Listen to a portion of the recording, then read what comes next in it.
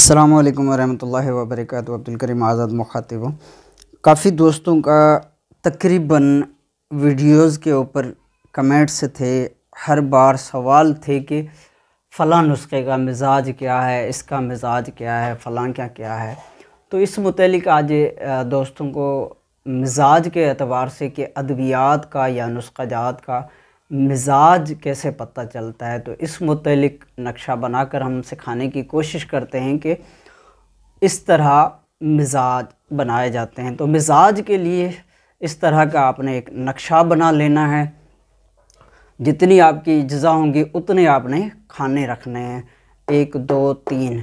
यहाँ पर बड़े खाने में जो चीज़ आपकी है वो आएगी। यहाँ छोटे छोटे जो खाने हैं इसमें मिज़ाज लिखा जाएगा। तो जितनी इज्ज़ा होंगी उतने आपने खाने बना लेने हैं और फिर मिज़ाज आगे लिखना है और फिर इनका टोटल किया जाएगा और उसके बाद पता चलेगा कि असल में दुरुस्त मिज़ाज क्या है। तो यहाँ पर कोई भी जड़ी बूटी यानी कि हम यहाँ पर लिखते हैं इज्ज़ा, तो यहाँ पर इज्ज़ा आएगी।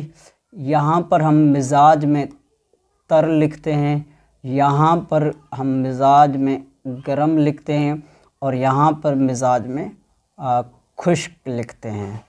तो इस एतबार से चीज़ों के मिज़ाज हम लिखते हैं। यहाँ पर इज्ज़ा, यहाँ पर हम फ़र्ज़ी तौर पे मिसाल के तौर पे समझाने के हवाले से लिखते हैं अजवाइन,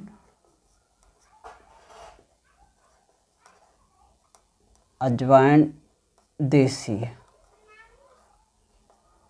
तो अजवाइन देसी मिज़ाज के एतबार से गरम खुश्क है।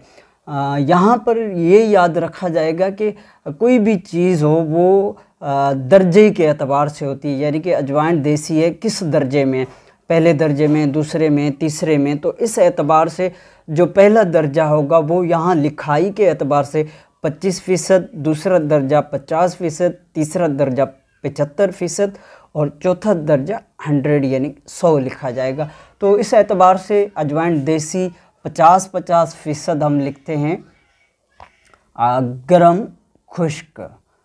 तो यहाँ पर भी 50%। इसके बाद हम यहाँ पर लिखते हैं सौंफ। सौंफ क्योंकि तर गरम है, मिजाज के एतबार से जो चीज़ तर है वो यहाँ पर आएगी 75% और गरम 25%। उसके बाद हम यहाँ पर लिखते हैं कोज़ा मिस्री यानी कि मिस्री। अब मिस्री तर सर्द है, यानी कि तर 75 हिस्सा और सर्द जो है वो 25%। अब यहाँ पे हम टोटल करेंगे इनका, यानी कि 5 और 5 10 हो जाते हैं और 7 7 14 1 15। तो यहाँ पर जवाब आता है 150। ये तो तय हो चुकी, यानी कि ये 3 चीज़ें जो नुस्खा में किसी में हैं, मिसाल के तौर पे इस नुस्खे में 3 हैं, तो ये अपने मिजाज के एतबार से ये तर समझा जाएगा, यानी कि ऐसा भी समझा जाएगा जिसे आयुर्वेदिक में कफ कहा जाता है। तो गरम के हिसाब से हम इसका जायज़ा लें तो यहाँ पर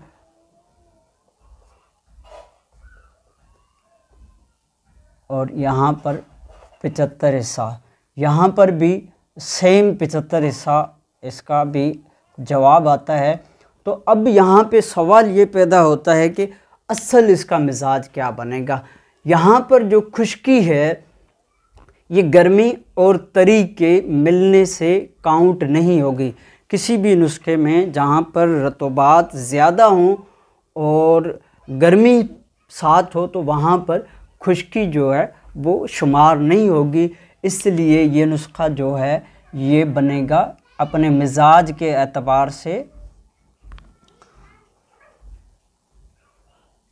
तर गरम, क्योंकि यहाँ तरी 150% है और गर्मी जो है ये 75% है। ये दोनों मिलकर खुश्की को ख़त्म कर देती हैं। तो ऐसी सूरत में सिर्फ 2 मिजाज बच जाते हैं, यानी कि कोई भी दुनिया का कोई भी नुस्खा हो वो 3 मिजाज का नहीं होता, सिर्फ 2 मिजाज का, यानी कि मुरक्कब में सिर्फ 2 मिजाज का होता है। तो इस एतबार से 150% यहाँ पर रतूबात हैं, तरी है, और 75% यहाँ पर गर्मी है। तो ये मिजाज के एतबार से तर गरम होगा। तो इसी तरह नुस्खा जात का मिजाज निकाला जाता है, यहाँ पर परखा जाता है। इसके अलावा यहाँ पर यह भी देखा जाता है कि अगर 4 चीज़ें हैं, बिल फ़र्ज़ करें यहाँ पर अजवाइन, देसी सौंफ और मिश्री, यहाँ सौंफ की जगह पर अगर कोई गर्म चीज़ होती साथ शामिल, मिसाल के तौर पे हल्दी होती इसमें शामिल, तो फिर ये गरम तर हो जाता नुस्खा। तो इसी तरह यहाँ से इस चार्ट के ऊपर आप किसी भी नुस्खा का मिजाज निकाल सकते हैं। इज्ज़ा यहाँ पर लिख कर एक साइड में, सामने यहाँ पर मिजाज में हर खाने में पहले दर्जे में होगा तो उसे 25% दिया जाएगा, दूसरे में होगा तो उसे 50% दिया जाएगा, तीसरे दर्जे में अगर कोई चीज़ गर्म है तो वहाँ पर 75% दिया जाएगा, चौथे दर्जे में अगर कोई चीज़ गर्म है तो वहाँ पर 100% यानी कि 100 लिखा जाएगा। तो इस तरह फिर इनका जवाब निकाला जाएगा। जवाब में जो चीज़, जो मिजाज ज़्यादा होगा वही यानी कि उस नुस्खे का असल मिजाज होगा। उसके बाद तैलुक है, यानी कि जैसा कि ये तर गरम बन रहा है तो गरम यानी कि तर के बाद जो गरम है ये तैल की मिजाज कहलाता है, क्योंकि मुरक्कब मिजाज होते हैं, अकेला वाहिद मिजाज कोई नहीं होता। जैसा कि सिर्फ तर कहें तो ये किसी भी चीज़ का, दुनिया की कोई भी जड़ी बूटी है वो मुफर्द में भी एक मिजाज नहीं रखती, यानी कि 2 मिजाज पाए जाते हैं। मुरक्कब मिजाज होता है, फिर वो सर्द तर हो, सर्द खुश्क हो, गरम खुश्क हो या गरम तर हो, इस तरह मिजाज पाए जाते हैं। फिर यहाँ पर देखा जाता है कि अगर तीसरे मिजाज की कोई चीज़ इसमें शामिल है तो फिर यहाँ पर देखा जाता है कि तीसरे मिजाज को तोड़ने वाली कौन सी चीज़ें। मिसाल के तौर पे यहाँ पर तैलिक है, यहाँ पे खुश्की भी साथ आ रही है, तो क्योंकि गर्मी भी खुश्की को तोड़ती है, रतूबात भी खुश्की को ख़त्म करते हैं। यहाँ यानी कि जो रतूबात है वो जिगर में तहलील पैदा करते हैं और उज़लात में यानी कि दिल में, क़ल्ब में तस्कीन पैदा करते हैं। तो ऐसी सूरत में जब 2 चीज़ें मिल जाती हैं तो अगर तीसरी उसमें चीज़ है, जैसा कि यहाँ पे खुश्की है 75%, तो खुश्की का वजूद ये 2 चीज़ें मिलकर ख़त्म कर देती हैं। अब ऐसी चीज़ में खुश्की नहीं होगी। इसकी मिसाल ऐसे है, मिसाल के तौर पे यहाँ पे गर्मी भी 75% है और खुश्की भी 75% है। तो अगर समझा जाए कि इसमें गर्मी नहीं है या इसमें तरी नहीं है तो ऐसी सूरत में हमें कैसे पता चलेगा? तो ये खिलाया जाता है, जब सफ़ूफ़, ये सफ़ूफ़ बनाकर खिलाया जाएगा। अगर प्यास की शिद्दत बढ़ जाए तो समझें इसमें खुश्की मौजूद है, क्योंकि ये 3 चीज़ें जब आप बनाकर किसी भी मरीज़ को देंगे तो उसे खुश्की हरगिज़ नहीं होगी, यानी कि उसे प्यास नहीं लगेगी। ये चीज़ें प्यास बुझाने वाली हैं, तो ऐसी सूरत में ये खुश्की काउंट नहीं होगी। इस तरह नुस्खा जात का मिजाज बनाया जाता है।